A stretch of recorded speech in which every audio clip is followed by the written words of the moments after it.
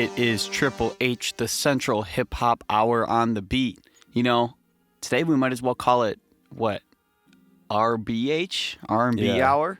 The Central R&B Hour. Mm-hmm. Y'all can figure out the acronym, but that's what it is today. Yeah, yep. And today we're back with another album review episode. You know, haven't done one in a little while. And this time we're reviewing the new Daniel Caesar album, Son of Spergy? Yeah, Spergy. Okay. Yeah, we've never done an R&B album review on here before, and we haven't done a whole lot of album reviews. I think we've only done 3. We've done Cardi, Music. Yeah, we did Clips, Let God Sort 'Em Out, and Don't Tap the Glass. Did we do... For some reason, I feel like there was one a while ago that we did. Back in the early stages of Triple H. I think that was the Cardi Just review. the Cardi one? Yeah. I think it was like our second episode or something. Okay. Time flies, man. We've come a long way. We really have, man. And it's only been a year. It really... Yeah. Not even. Yeah, less than that. Not even, yeah. Less than that. But yeah, we're diving into Daniel Caesar today, who's quite a bit different than the average artist that we talk about on here. I feel like it's Triple H is very hip-hop focused, but, you know, it's hip-hop and R&B on this station. So, yeah, today we're going to appreciate one of the biggest, most successful R&B artists that's out there right now. Yeah. Well, I guess we should just talk about Daniel Caesar a little bit himself. I mean, we mentioned him last week about how much we both enjoy his music, but yeah, just his catalog that he's built up over the years is really, really solid. Definitely. I know the one that I've visited the most is Freudian. Mm-hmm. Are there any other ones like that you're pulling from his catalog a lot? I mean, for me, I was a fan of Case Study 01 and Never Enough. I've been a pretty big fan of his ever since probably my freshman year of high school when I first heard Get You and Best Part, which I would say are his 2 most popular, well-known songs. Those are both classics in his catalog. But that whole album, I became pretty fixated on my junior year of high school, and then eventually I went to Case Study, Entropy, Cyanide, Frontal Lobe Music with Pharrell's a good one, Too Deep to Turn Back, another great one, and then Never Enough dropped. And by this was the first one where I was actually already a fan when it dropped. Mm-hmm. And again, I thought there was a lot of great songs on this one. Superpowers is a great one. Always is probably one of his best songs in his entire catalog. Let Me Go, another great one. So I mean, I could just go through and say every single one of his songs I like. But recently, probably my most favorite one, he did Waiting in Vain by Bob Marley. He did a cover of it. That was February 2nd of 2024. And I love that. And then he also had the collab little project with Rex, Orange County, that dropped this past February with Rearrange My World and There's a Field. So, yeah. I never listened to that. I would recommend it. Rearrange My World is a really good song. I'm definitely higher on that one than There's a Field, but just 2 great artists. It's hard to make a bad song with that. Yeah, that's a cool collaboration. Mm-hmm. Yeah. But I just love Daniel Caesar. Yeah. He played a pivotal part in Chromacopia. He had a ton of features. For sure. He had I wouldn't say chorus, but on Take Your Mask Off. Mm-hmm. He had a huge part in that, and I loved it. I'm just a big fan of his, really. Yeah, he's a very soft-spoken R&B artist. He's from Toronto, and yeah, he just really he's kind of known for that floaty vibe, he just transports you to another world. Very soft instrumentals, and I don't think this album is really any different from that, although. It kind of has a bit of a different flavoring to it than his other projects in that it kind of took a gospel inspiration, which is something that he hasn't really done a whole lot of before. I mean, you get right into the intro track, Rain Down, and it sounds like something off of Donda, just with the lush, layered, gospel choir vocals. yeah, it was really interesting. I was not expecting that from him. I didn't really know anything about the album going in.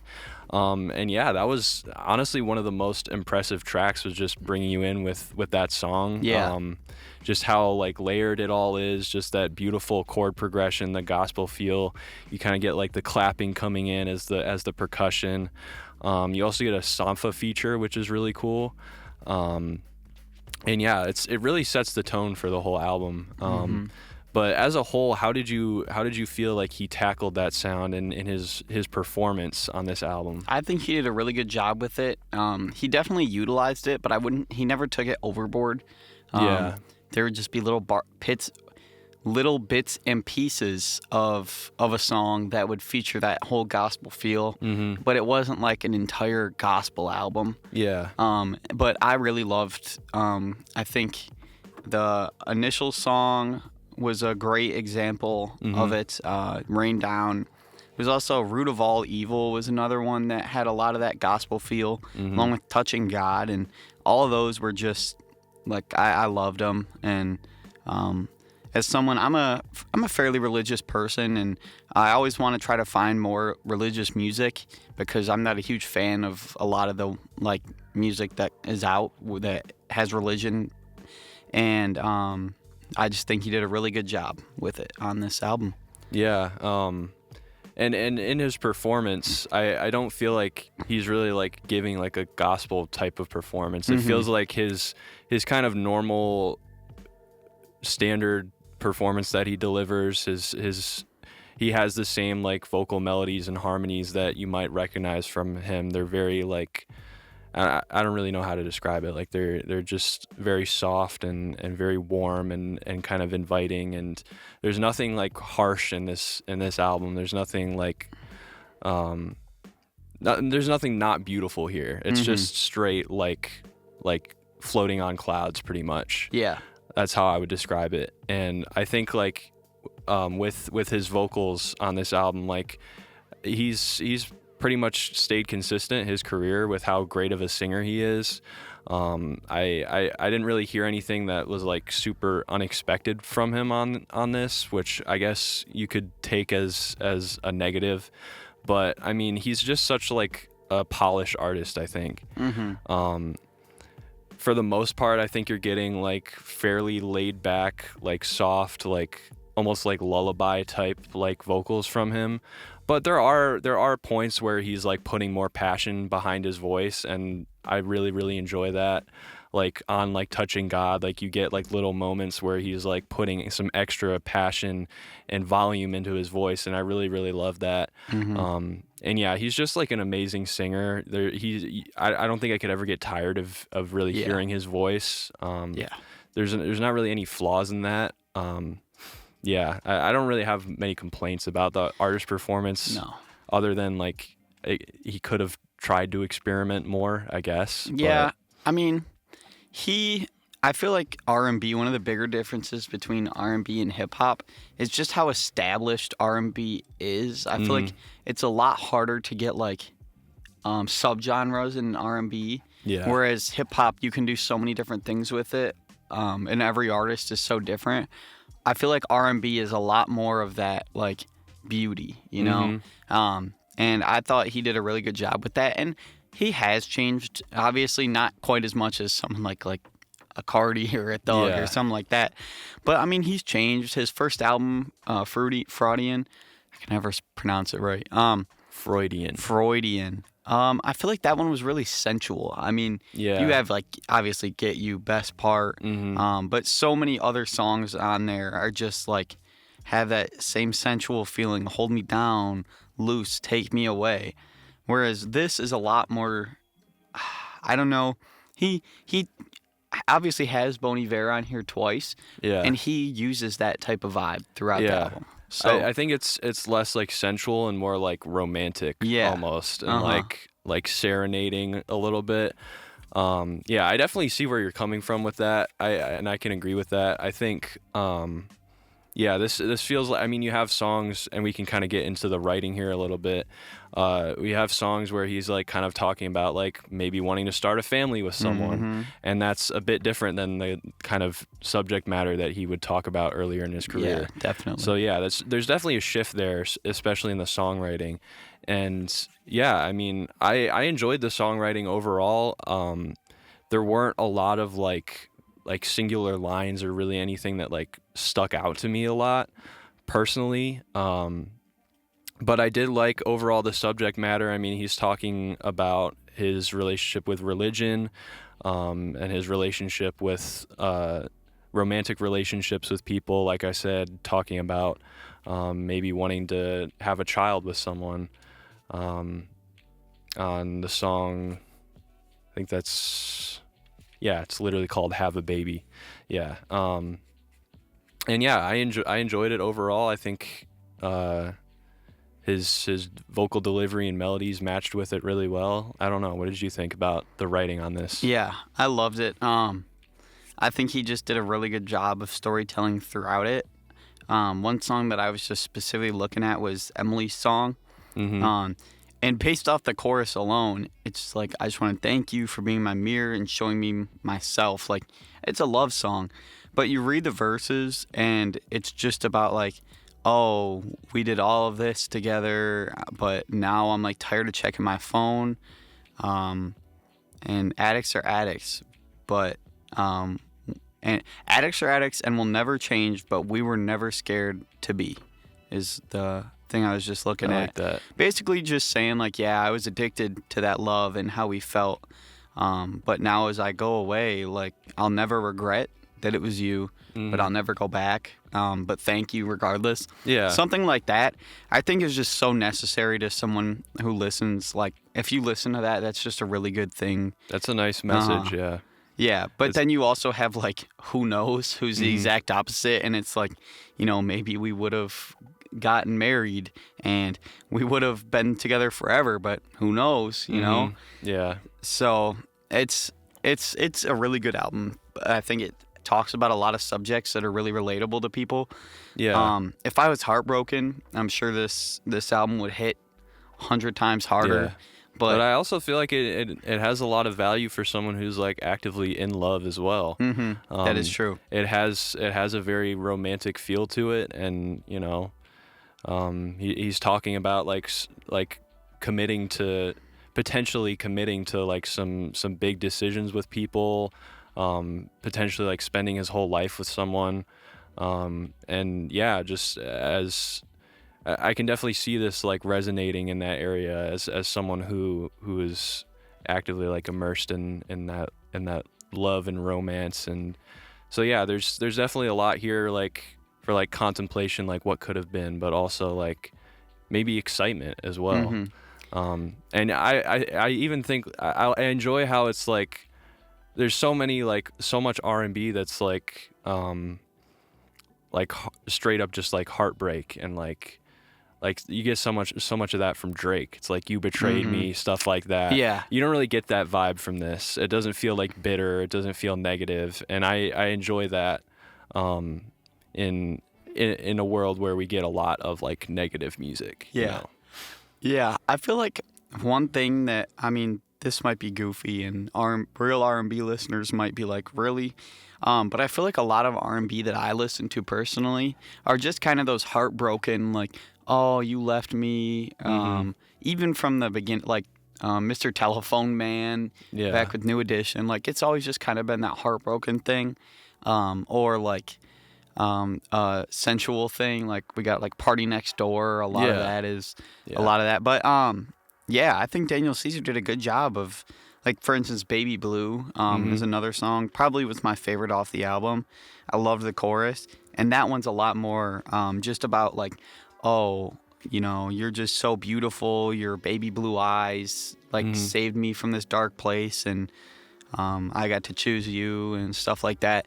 And I always love those songs, especially like being in a happy relationship and stuff like that. Yeah, I feel like when you hear those songs, it just it adds to your happiness. So, and and that like that paired with the production as well, like I kind of described it earlier as like almost like sounding like a lullaby. And yeah, I mean, I think the chord progressions and the melodies he chose and like his very like soft delivery almost add up to that feel of like I feel like this would be a great album to kind of lay in bed to. Definitely. And I don't mean that as an insult, like it's boring. Like I think that it's just a very relaxing album, and there's absolutely a place for that in music. Not everything has to be like so stimulating and in your face. You know, there's definitely value in music that's more low key, and yeah, like a lot of the songs on here like reminded me of like things you hear in like the beginning of like Up. Or like in Wall-E or something, like just something's like just purely like sweet, innocent, and romantic, and it's really cool. It's very refreshing to hear something like that in 2025. Yeah. When like everyone kind of feels like they're competing with each other to do like the next big like new experimental like dark crazy thing, you know, with their sound. I don't really think he was attempting that here, and No. I respect that a lot. Yeah, not at all. I agree.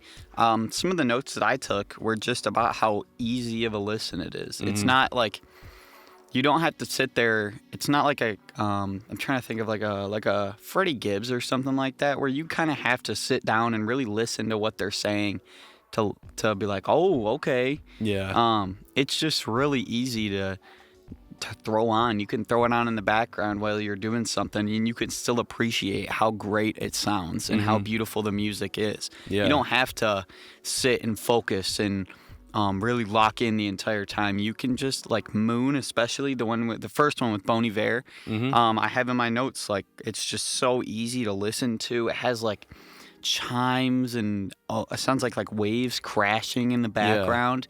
It was just so beautiful to listen to because not only do you get all of that natural beauty, like it almost reminds me of like being at home when it's summertime or like my grandparents or something like that. But you also get Daniel Caesar's beautiful vocals on top of that. So, yeah, I mean, he just did such a great job at making it easy and relaxing to listen to. Yeah, all these songs are really well produced. Like you were saying with like some of the atmospheric noises that are brought in, like water running or just general like noise from a guitar, kind of giving it a lo-fi feel. You can kind of hear the room and the noise in the room, and it makes it feel like very intimate.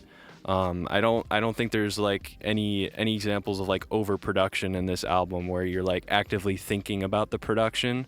No. Which again, I mean, I think some people might see that as a negative. I mean, as a producer who enjoys like experimental production, like I still enjoyed it, you know. I can still appreciate like how well composed these songs are, how well engineered they are.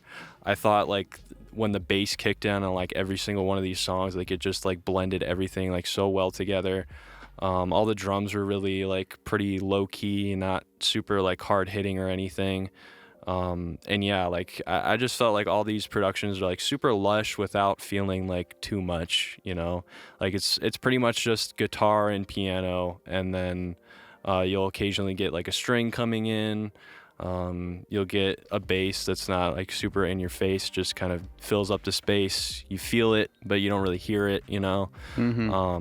And yeah, I really enjoyed like the ambient sounds and stuff. The vocal mixing I thought was really, really good. Like there's, especially on like the intro track or like the intro, outro, all over the album, there's just great like vocal layering and just tons of reverb on the vocals. It just makes it feel like you're like in a cathedral, just like floating out of your seat, you know. And yeah, I was a big fan of how this was produced. I thought like you were saying, it's a very easy to listen to. It's very like easy on the ears, and I think you can definitely attribute that to the production here. Yeah, I definitely agree. The producers in this were amazing. I think they did a really good job of having it fit with Daniel rather than having Daniel do something else, you know. I think this is a lot more his vibe. Obviously, I really loved Freudian. Oh my gosh. One day. Yeah, one day. Freudian. There we go. That's close enough. Obviously, I really loved Freudian, but I feel like at this point in his career, he's changed so much that he can't go back and do anything like that. So I'm really happy the producers kind of constructed this for him. And this was really similar to the project with Rex, I would say. So if you like this, check those out. It's just very similar, but with Rex Orange County in there too. And I've always loved his voice, so no problems from me. Yeah. I wish he was featured on this album, but we did have some really great features other than him. We did, yeah. Honestly, in my opinion, I felt like the features were good, but they're a little bit underutilized in my opinion. Like you get Sampha, like I was saying, just like in all that reverb. But I would have liked to like have a verse from him, you know? Like Sampha has one of the most like unique, like I think him and Daniel Caesar are like a perfect pairing, you know, with like their soft voices. So I would have liked to hear more Sampha on there. But he did do a really great job. And honestly, I feel the same about Bon Iver, Blood Orange, and Yebba. Like, I would have liked to just hear more from them. Yeah, I definitely agree. I feel like Daniel used them like Tyler used like him and Gambino on Chromacopia, or even how Don Tolliver used Tizo Touchdown. Yeah.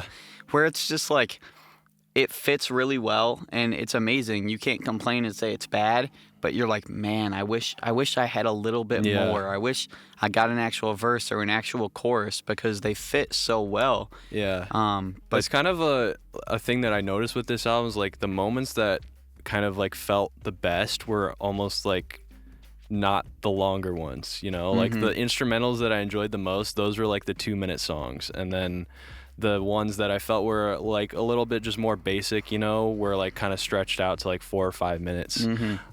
So yeah, just as far as like a curation, like structuring standpoint, I guess that's kind of a flaw that I saw in it. Yeah, like kind of bouncing back to the production a little bit.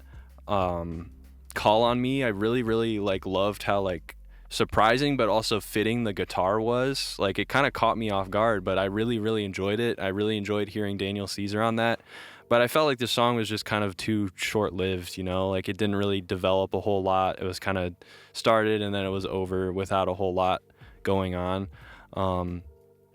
So yeah, I mean, it's not, I wouldn't say it's like a major flaw, but yeah, like bringing more out of stuff like unique sounds like that, or like bringing more out of people like Sampha or Bon Iver, like it would have been really cool to hear. I mean, even the first song that Bon Iver is featured on, which is, which one is that? On Moon. Yeah. I mean, it's really kind of hard to hear Bon Iver there. I mean, yeah, that I know I was looking at the credits and they did like, Bon Iver's a band. It's not just one guy, as some people think, but they did part of like the composition, instrumentation. There's also like a little bit of background vocals from Justin Vernon, but you get more from him on the outro. Sins of the Father. Yeah, or is that not the outro? That is the outro. That is the outro. Okay, yeah, I think you get more from him there. You can kind of hear him more, and I enjoyed that. But yeah, just like getting verses from them was cool. Honestly, my favorite feature was probably Yebba, because you kind of like, she did a whole outro, and that she was kind of doing like a straight up like gospel thing, and her voice is just so good. Like I have no complaints there, really. She has one of the most beautiful voices like in the game. Yeah. It makes so much sense why so many rappers keep on using her for like choruses and features and interludes and everything. It's so beautiful, really. Yeah.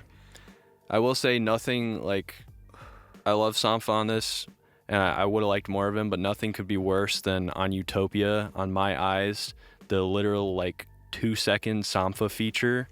It feels like he says 2 lines and then it's over, and it sounds like it's about to turn into the greatest thing of all time, and then they just cut his verse off. And I don't know why they decided to do that, but it still irks me to this day. How dare he?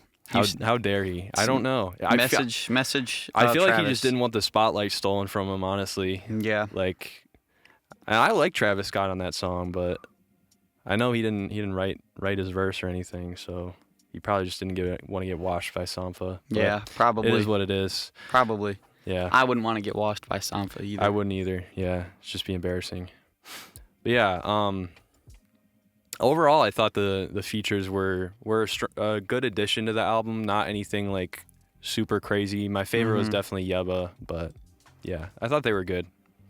We are missing one feature that we haven't talked about yet. Oh yeah, Baby Fat, which we had to look up how to pronounce that because it's spelled with numbers instead of letters. But it's actually Daniel Caesar's little brother. I think, reportedly. Did you see an official report? That's what it says online. There's a whole article about it. Said he was his younger brother, so we're going to go off that. You can fact check us if we're wrong. But yeah, what did you think of this feature? This is like one of the only ones where he was actually like doing verses, like kind of going back and forth with Daniel Caesar. Yeah, I mean, I thought it was pretty good. I think it was roughly like, he just sounds so similar to Daniel. Like that's why it does make sense that they're siblings, because you listen to, like, when I first saw the information, like, oh, it's Daniel's brother, and you listen to some of his solo music, it just sounds like some type of different version of Daniel Caesar, like an alternate reality Daniel Caesar. So I feel like it's hard for me to even be like, oh, it was amazing, or it was, because if I'm being honest, I'm listening to the album, I don't even think I fully realized which is which. Like I only really like clocked it because it says the feature, and I was kind of like listening for it. I was like, oh, that line sounded a little bit different. But yeah, they really blend together, and I didn't really think it was anything like super special. I thought it was good, and like not a whole lot else, in my opinion. Yeah, I mean, it was pretty good. I just feel like it's hard for them to work together, but just because they're so similar. Yeah, and also, like, if you're listening, Baby Fat, I think you might want to change your name, at least the spelling of it, if you kind of want to go places in music, because for one, you want people to be able to pronounce your name and just read it out without having to look it up. But once you look it up, then you start listening to his music. So maybe it is a good marketing strategy. I don't know. It could be. You're like, oh, how do you pronounce this? And then it just feels like something that's like kind of hard to like search for and stuff. Like you got to switch between the number keyboard and the letter keyboard. I don't know. I would change it, but I wouldn't. All right. Don't let Gabe talk to you like that, Baby Fat. Keep on doing what you're doing with the numbers and the letters. Be who you are. Yeah. Do what makes you feel best. Yeah. I'm just giving my professional advice. Yeah. As a hip hop talk show host. My professional advice as a hip hop and R&B talk show host. Oh, you got me. Is you should keep it. All right. Well, yeah. I thought his feature was good. Yeah. Yeah. Good. I wouldn't say anything much better than that. Good. Yeah. Are there any moments in the production that you feel like really stuck out to you? For me, I kind of already mentioned this, both of these things, but Moon, again, all of the realism in it was just beautiful. And Baby Blue, I really loved the chorus. It kind of like, I don't even know how to explain it, but right before the chorus, it like sounds like these chords are being played on something, and then all of a sudden it just breaks into this beautiful like melody, harmony. It's really just really nice to listen to. So those were definitely two of my favorite parts on it. Yeah, I think that's what really sticks out. I also really liked on Rain Down, just even though they didn't use enough Sampha, I still liked how they used him. It did sound really good. It sounds really great. Yeah, my favorite productions were definitely Rain Down. I think that's probably my favorite song overall. But I really enjoyed the like piano loop on Have a Baby. I really liked, like I said, the guitar on Call on Me.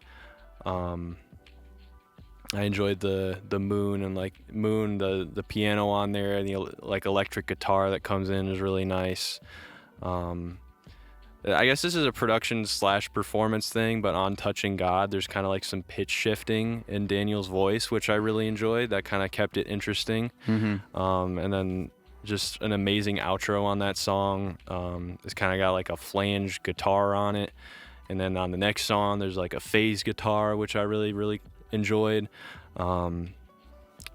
Sins of the Father, I just really liked the composition on that. It feels very much like an outro track, very like almost triumphant and conclusive. So that was really cool. I think all these songs are really, really solidly produced and well composed. There were moments where it was kind of getting a little repetitive for me and like maybe a little bit too low key for my liking personally. But overall, like there are a good amount of moments that really stood out to me as like really cool and yeah, impressive. Yeah, I definitely agree.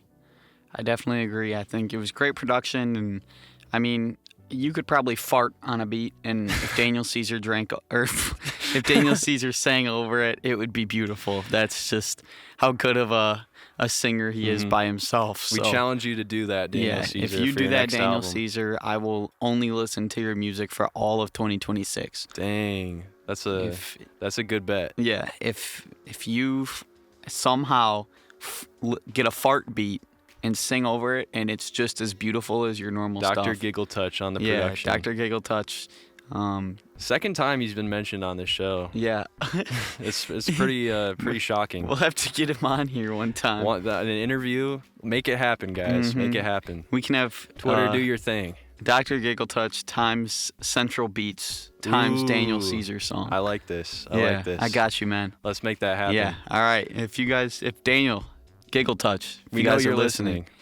Yeah, come on. Give us a chance, man. Give us a chance. We won't let you down. And we'll give you all of us. Pause. All right. So yeah, I guess just moving on to kind of the album overall. What are kind of your skips and keeps here? Is there anything that kind of like wasn't hitting as the same for you that you might skip on a re-listen? See, for me, you loved Call on Me because of the guitar. I didn't like Call on Me because of the guitar. Really? Oh. It was just, I don't know, it just didn't really fit with the vibe of the album. Like, I feel like it was more aggressive. It was a little bit harsher. Yeah. But I enjoyed that. And for me, I just didn't. I don't know. I don't really listen to Daniel Caesar for harsh. I listen to Daniel Caesar because it sounds like I'm getting a lullaby from my parents when I'm 4 years old. Yeah. You know? And I don't want not hard guitar, but more aggressive guitar in the background.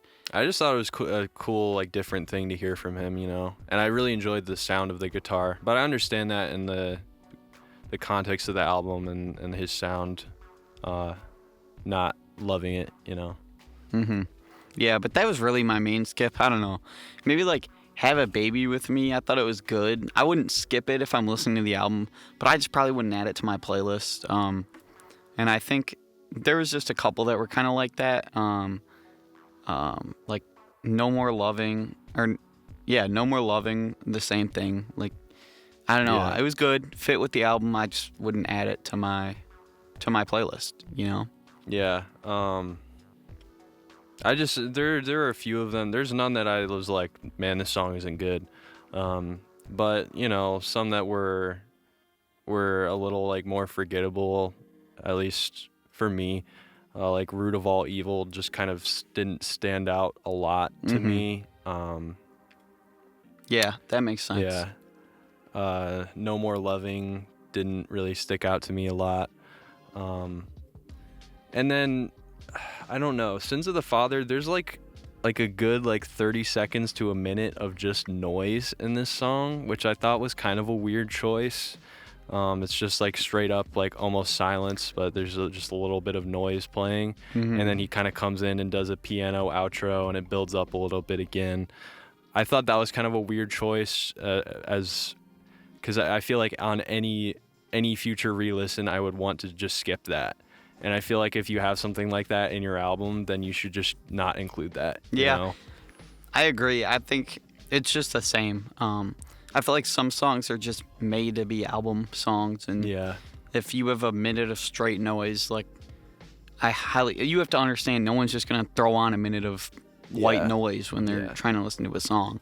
They're gonna at least skip over that part. And I'd be interested to know what like the intention behind that was.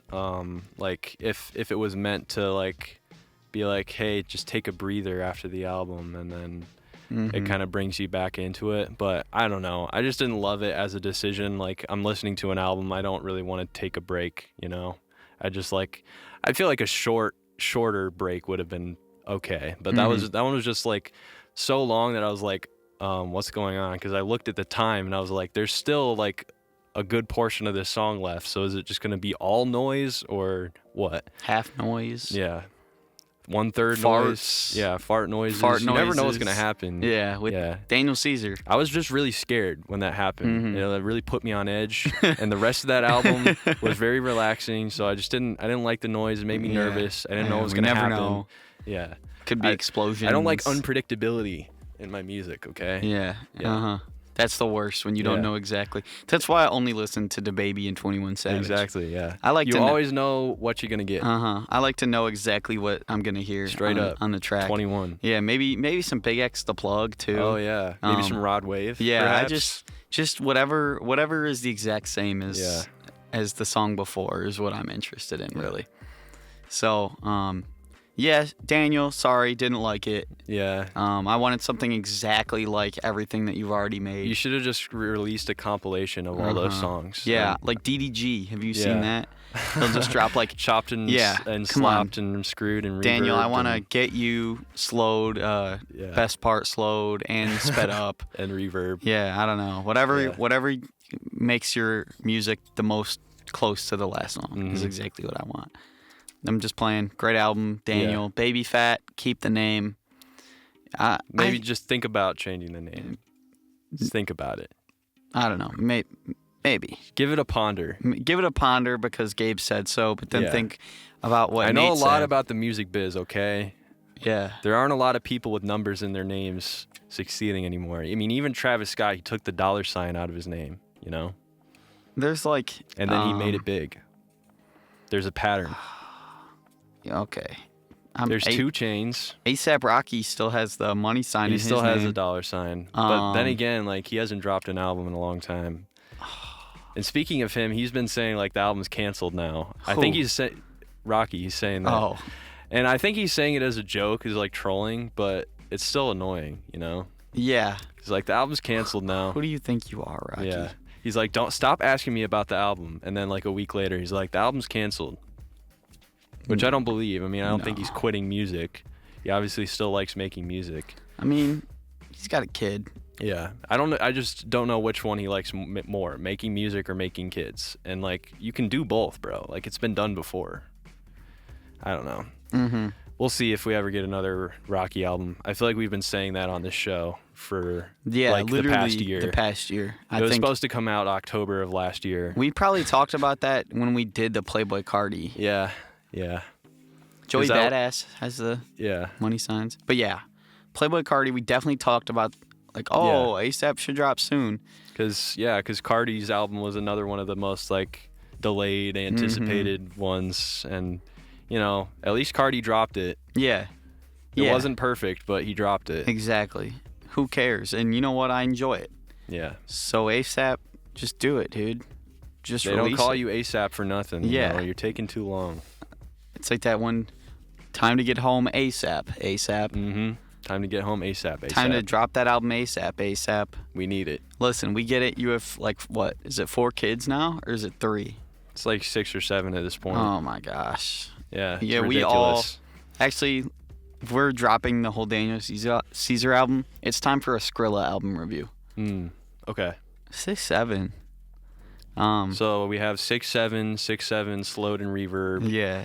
6/7 sped up, chopped and screwed version. 21 Savage, bro. What about him? Numbers in his name. Baby That's Fat. true. 21, not if like 21 Savage can do it. That's you not can do it. numbers replacing letters. I don't care. It's 21 Savage. If I look at this name, I thought it was 646YF4T. No. And I mean, usually when you have like the number that's replacing the letter, it's the uppercase, but the 6 is a lowercase b, and my brain did not associate that at all. You know, it doesn't work for me. But again, give it a ponder. It's your decision. I'm not trying to tell you what you can and can't do. We know you're listening. So just, you know, give it some thought. It's up to you though. I feel like 646 would just be tough if you just did that. Yeah, just Bab. 646 fat. You could Yeah. do that. 646, get rid of the Y, Yeah. put a space there, and people would probably get that. 646 fat. The space might help. Yeah. Or yeah, even if you threw a space after the Y, Yeah. I think people would be like, "Oh yeah, that kind of looks like baby Yeah. fat." But I feel like all of it together, you see the YF, and you're like, Yeah. "What are you talking Yeah. about?" It's just a little confusing. Yeah, it is. It is confusing. Okay, I guess I'll give it to you. I'll Thank be on you. your side. Yeah. Baby You fat. want an artist name that's very easily recognizable, Yeah. and easy to type in and all that. Yeah, I don't hate the strategy, but And you can't really shorten it either, no. because you can't be like, yeah, you listen to that new Fat, Yeah. or you listen to that new Baby. Yo. Baby could be like multiple Any people. artist, bro. Practically every artist Yeah. at this point. Practically every artist. So yeah, I don't know. Baby fat. Give it's it a time. ponder. It's time to Yeah. switch it up a little bit. Listen, Daniel Caesar, he just has a name. I don't. It's not his real name, I don't think. I don't think so. But man, does it sound like a real name? it sounds like an artist. Yeah, for sure. like that sounds like someone's government name they were Yeah. born with, and they were like, "Yeah, I'm just so quirky, I'm gonna keep it." Mm-hmm. Yeah, creating an artist name is difficult for sure. If you had to create an artist name right now For myself or just for anyone? for yourself, For myself. So yeah, I've been talking with my boss about this at work because I told him that I make beats, and he actually asked me to make something for a show. He's like, "What are we gonna call you?" I was like, "You just use my name." He's like, "No, there's something there, because he was trying to work off of my last name, Schall. Mm-hmm. He's like, Schall is something that you wrap yourself up in, right? It's like a scarf type thing, I think. They call that a shawl. And so he was like, Schall's comfy beats that wrap you up and keep you warm. No, and he's trying to figure it out. I'm trying to figure it out. And I don't know. Something with that.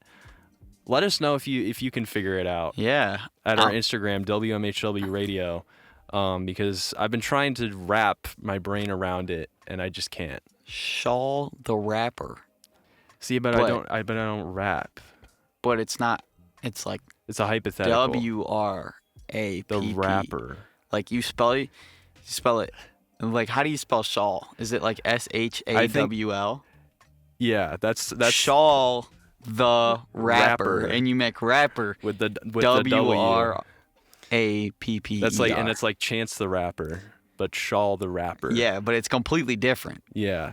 No one's ever seen something like that before, and you don't even rap. Like it would be.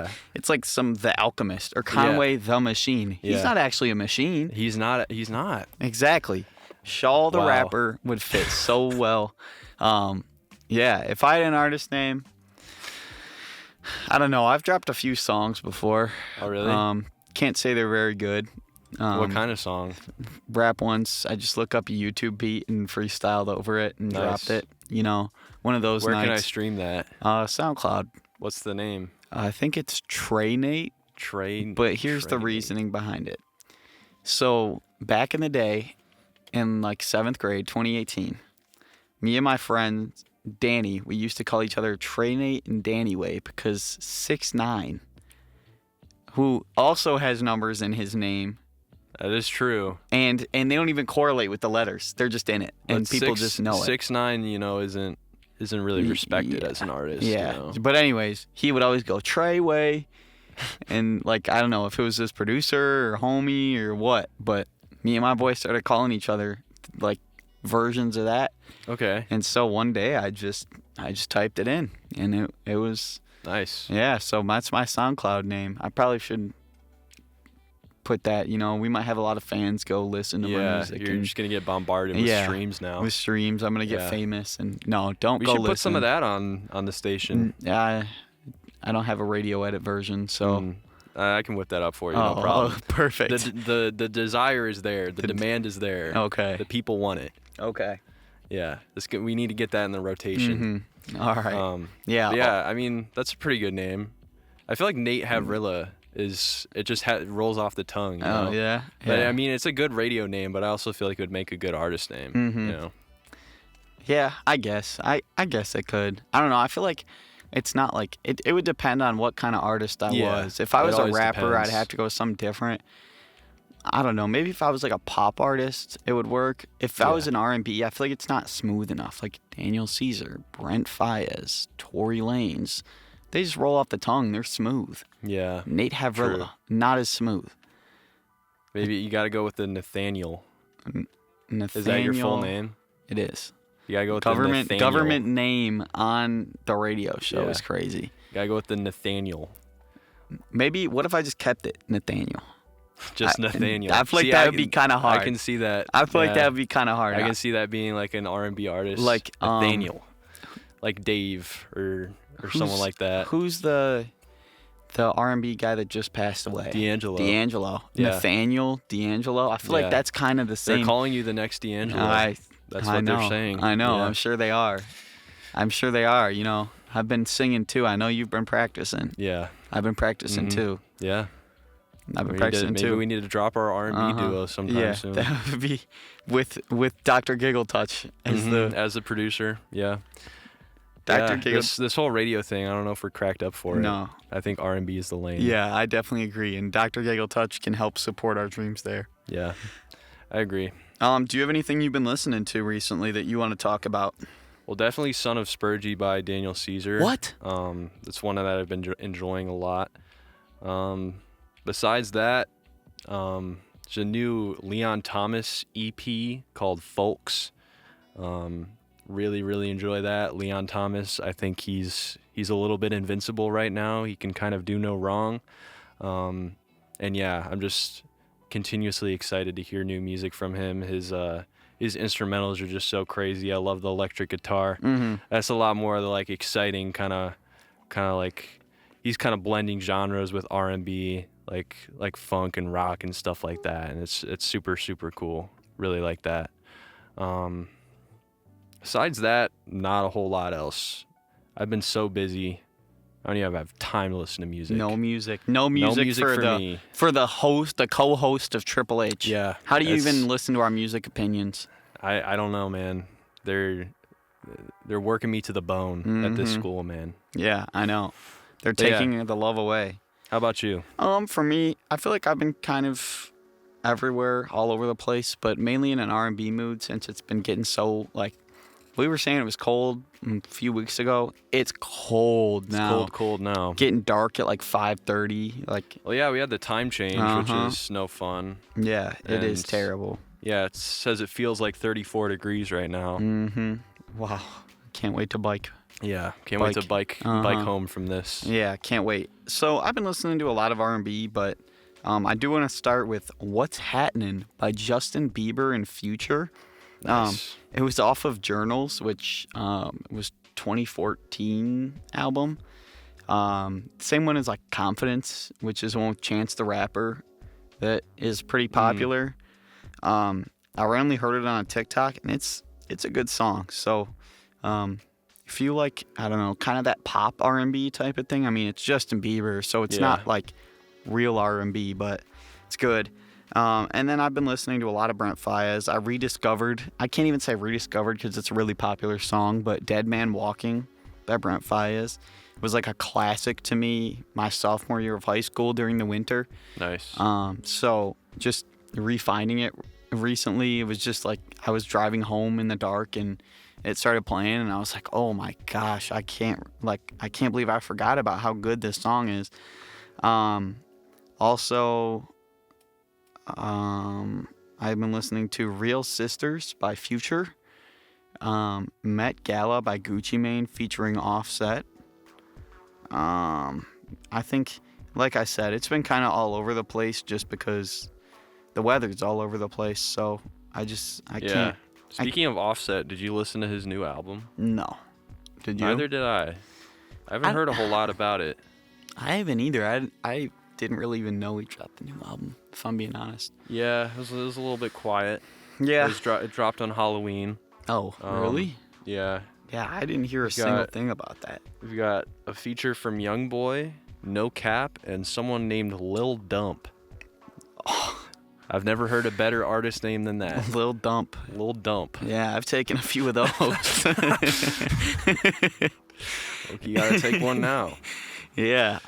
Yeah. If you ever want someone to check out your album, make sure you get Lil Dump on them. Lil Dump. So they know that it's of quality. Yeah, I literally had no clue that he dropped an album. It's 11 songs, 23 minutes long. Oh wow. He okay, just so dropped, it's barely an album. It's like that's more of an EP. He dropped an album of ringtones. That's 11 songs, 24 minutes. That's everything would clock in at like 2 minutes long. Yeah, he had just dropped an album in August, so it is very surprising. It's there and gone, I guess. Yeah, I know. He was like, oh well. Oh, I didn't even Tizo Touchdown was on that album. I didn't know that. And Ty Dolla $ign. The only song I've heard off of that is Bodies with Jid, which is a good song. I know. Maybe we'll have to listen to that. Yeah. It sucks seeing the Migos. Quavo's like the best Migo left because obviously Rest in Peace Takeoff and Offset's getting washed. Yeah. So Quavo, he went crazy on the Metro Boomin album. Honestly, I have no clue if he's been up to anything else. He has a new song with Yeet coming out this Friday, I think. Really? Oh, I'm gonna have to check that out. Yeah. He also dropped 2 songs with Black Boy Max. Who, Quavo? Yeah.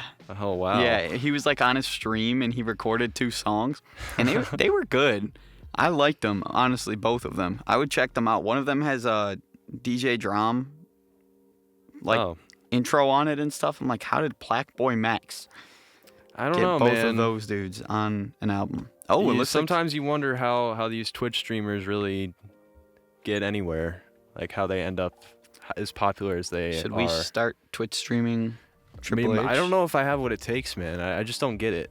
I don't get how Twitch streamers do it, you know? We'd have to I feel like you need to give really like big reactions to things. Yeah. And like just do crazy stuff for a good like year. Mm-hmm. And then if you can make it past that, then you can kind of just do whatever. Mm-hmm. You have the money. Like I've seen like they get like zookeepers on their stream, like animal wranglers. Yeah. They're just like, okay guys, today's the stream is we're just gonna look at lizards and venomous snakes. Mm-hmm. And I'm like, all right, like I guess you're at the point in your career you can just kind of do whatever you want. Yeah. It's impressive, honestly, but Kai Cenat. Yeah. We can be Kai Cenat and Speed. Yeah, I Show Speed, he just goes around the country. Just travels and streams the whole time. Literally. Makes millions of dollars. Mm-hmm, does whatever he wants. Yeah. He's actually pretty funny. I'll give it to him. He's a funny guy. I know. He was not as funny when he first started. He was just like one of those loud equals funny people. Yeah. My bad. I'm getting on a little bit of a tangent. He is kind of an artist. He's dropped a few World Cup rap songs. Classic. He just dropped one that's like low-key popuy on TikTok. Yeah, it is. What is it called? She a baddie 223. Yeah. Headshot? Is that it? Yeah, I think that's it.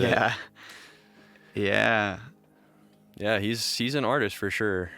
So it's on topic, I think. And Kai Cenat's dropped a few rap songs, he was too. in the Thick of It music video, so that counts. Well, he also dropped the Bust Down Rolly Avalanche. That was him? Yes. It was him and NLE Choppa. Oh, wow. Mm-hmm. Yeah. Yeah. YouTubers, Twitch streamers, they just make such great music, you know? Never heard of... A year ago today, we got the greatest YouTuber song of all time, Thick of It by KSI. That was a year ago today. Yeah. I don't know if it was today, but it was around this time. It was around this time. Now I remember. There's, you had Thick of It, you had Lunchly, it was a great era of internet culture. Nah. I wouldn't say so. You're a month off. I'm a month off. It was around this time. It was October 3rd. Oh, so we're already past the anniversary. We missed the anniversary. We missed the anniversary. We'll have to catch it next year. Yeah. We'll do a whole tribute episode for that song. Yep. We'll try to ask for the rights for it and everything. Mm-hmm. We'll just play it for 60 minutes straight. Talk over it. I've heard people like posting that and been like, yeah, it wasn't as bad as everyone was acting. Bro. I don't know if we're listening to the same song, but stop playing. Yeah. Maybe if you like music for like 8th grade birthday parties, but yeah, you can listen to Skrilla and KSI. Yeah. All you want. That's all you, man. Mm-hmm. You can play whatever you want on your Spotify, where it's a free country. You can do whatever you want. Yeah. But not us. No, Not us. not us. It's November 7th today. It's Friday. But in 2 days, it's going to be snowing. Yeah. Are there any songs you recommend to our viewers if they're sitting on Sunday watching the snow fall and they're like, wow, I wonder what Triple H is listening to right now as this beautiful snow falls? Yeah. What are some songs that you think you're going to throw on? I mean, you always got to put on All I Want for Christmas Is You. Okay. I mean, we're entering the season. As soon as the first snowflake hits, it's officially time for that. The first one that comes to mind is like Coldest Winter off of 808s and Heartbreak by Kanye. Just because, it's got winter in the name. Mm-hmm. Yeah. Really anything off of that album. Honestly, I might just throw that album on, I respect because it'll that. finally be time. I'm going to one-up you. You said a cold winter. I'm going to throw on A Cold Sunday by Lil Nice. Yachty. Because like it that is song. a cold Sunday, and it's snowing and stuff, so... There you go. Yeah. Perfect. You got to throw that on. Probably throw on Look What You've Done by Drake. Classic old one. I just threw on November by Tyler, the Creator not too long ago. Mm-hmm. It's the season, man. I don't know. I feel like it's more of like a right now. Like, listen to that right now. Right when this gets done, throw on November by Tyler, the Creator, so you can listen to it for the month. Yeah. I feel like a lot of the ASAP Rocky, LVL level jukebox joints. I smoked away my brain. So many different good ASAP songs. I was listening to that yesterday. Those are very good. Love Is Only a Feeling. I think that's another great winter one. And really a lot of Daniel Caesar's music, as funny as it is. Listen to Son of Back on the Spergy. topic of Daniel Caesar, I think before we go, we should probably give our overall thoughts on this album. Kind of give it a score if you feel like it. I guess. Overall, really enjoyed Son of Spergy. I thought it was very consistent throughout. There's no really low points to it. It was just a consistent good soft lullaby, kind of floating out of your bed. You're being cradled by Daniel Caesar's warm voice the whole time. I liked how intimate it was. I liked how minimal the production could be at times, and how big it could feel without feeling overdone with the whole gospel approach. I won't say I was blown away by it. It wasn't anything that changed my perception of music or anything that I thought was super unexpected. But I did enjoy it overall. It was a very solid album. Had some strong highlights. I think I'd probably give it 7 out of 10. Yeah, that's what I was thinking too. It was good.